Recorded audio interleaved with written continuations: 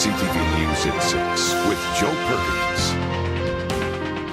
Good evening. Thank you for being here. We begin tonight in Shawnigan Lake with a fight over contaminated soil. The government is proposing a plan that would see truckloads of toxic soil from Victoria dumped smack dab in the middle of Shawnigan's watershed. Now, the process is legal, but the community says it's not right, and it's not happening in its backyard. The sun may be shining in Shawnigan Lake, but people here fear there is a dark cloud coming. Water's very important. I own a daycare. I have a 3-year-old. I don't want my water to be contaminated, and the fact that it could even possibly be contaminated, it just worries me very much.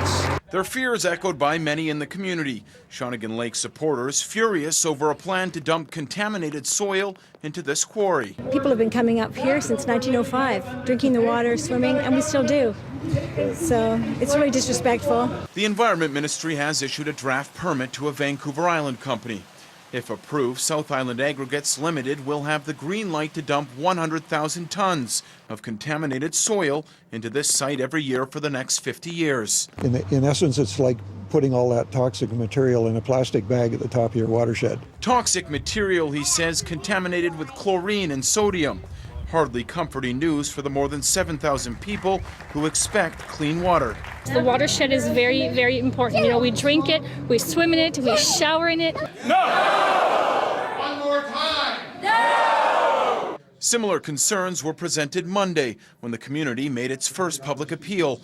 Since then, the Cowichan Valley Regional District has stepped in, sending a letter to the provincial health officer. And I think one of the key things this week actually is the letter that's gone to the public health officer and really pointing out that this is a public health risk and that the government really needs to pay attention to that. It's unclear where the contaminated soil will come from, but the Ministry of Environment has reassured the public that it will be tested before being shipped for disposal or treatment.